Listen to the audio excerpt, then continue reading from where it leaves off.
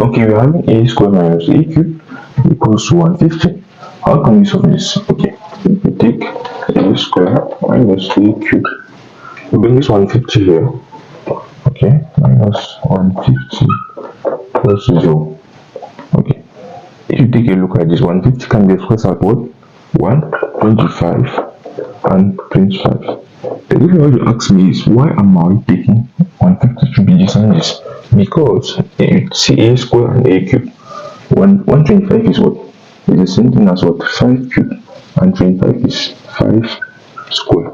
You see that if I put it here, a square minus a cube minus 5 cube minus 5 square equals to 0. Okay, I want to be in the form that you bring them together to have a square minus 5 square. Okay,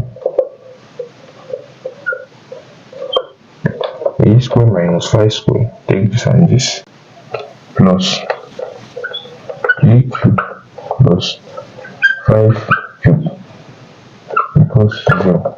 Okay, you take a cube and this. Okay, you have to put minus here because it's negative a cube and negative 5 cube, and you bring it inside here. So you're having this middle form. Basically, is about that. A square plus b square.